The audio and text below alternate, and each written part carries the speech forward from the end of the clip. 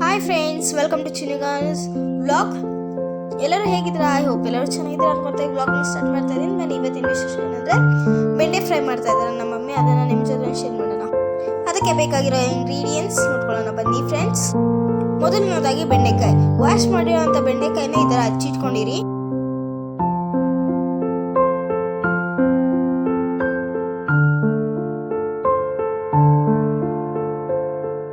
ನೋಡಿ, ತೋರಿಸ್ತಾ ಇದ್ದಾರೆ ಹೇಗಿದೆ ಬೆಂಡೆಕಾಯಿ ಅಂತ.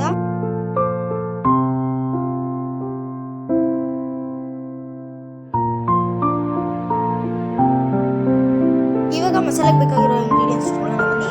ಅರ್ಧ ಹೋಳು ನಿಂಬೆಹಣ್ಣು, ರುಚಿಗೆ ತಕ್ಕಷ್ಟು ಉಪ್ಪು, 1/4 ಟೇಬಲ್ ಸ್ಪೂನ್ ಅರಿಶಿನ, 1 ಟೀ ಸ್ಪೂನ್ ಖಾರದ ಪುಡಿ, 1 ಟೇಬಲ್ ಸ್ಪೂನ್ ಸಾಂಬಾರ್ ಪುಡಿ, 2 ಟೇಬಲ್ ಸ್ಪೂನ್ ಅಕ್ಕಿ ಹಿಟ್ಟು, ಹಾಗೆ ಜಿಂಜರ್ ಗಾರ್ಲಿಕ್ ಪೇಸ್ಟ್ ಸ್ವಲ್ಪ, ಕಡಲೆ ಹಿಟ್ಟು 2 ಟೇಬಲ್ ಸ್ಪೂನ್.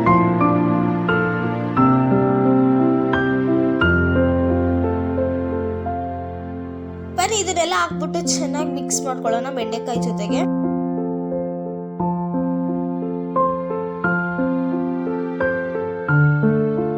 ಇದನ್ನೆಲ್ಲ ಮಿಕ್ಸ್ ಮಾಡಿದ ನಂತರ ಸ್ವಲ್ಪ ನೀರನ್ನ ಆ್ಯಡ್ ಮಾಡ್ಕೊಂತ ಮಿಕ್ಸ್ ಮಾಡ್ಕೊತ ಇರಬೇಕು.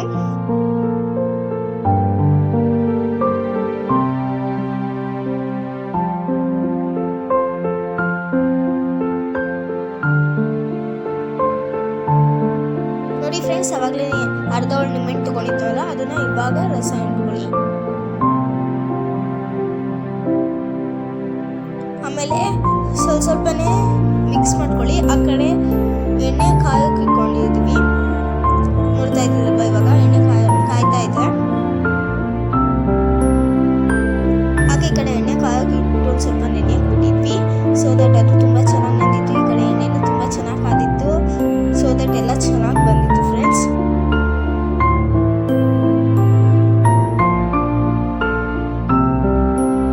ಇವಾಗ ಫ್ರೆಂಡ್ಸ್ ಏನಾದರೂ ದಿಢೀರಂತ ಮನೆಗೆ ಬಂದ್ಬಿಟ್ರೆ ನಮಗೆ ಏನು ಮಾಡಬೇಕು ಅಂತ ಗೊತ್ತಾಗಲ್ಲ, ಸೊ ದಟ್ ನಿಮಗೂ ಹೆಲ್ಪ್ ಆಗ್ಬೋದು ಅಂತ ಅಂದ್ಕೊಂಡು ಈ ಬೆಂಡೆ ಫ್ರೈನ ತೋರಿಸ್ತಾ ಇದ್ದೀನಿ ಫ್ರೆಂಡ್ಸ್.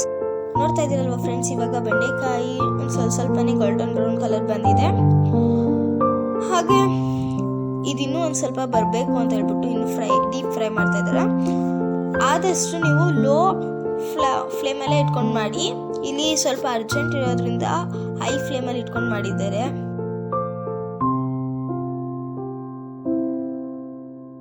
ನೋಡಿ, ಇವಾಗ ಅದು ಫುಲ್ಲು ಗೋಲ್ಡನ್ ಬ್ರೌನ್ ಕಲರ್ ಬಂದಿದೆ.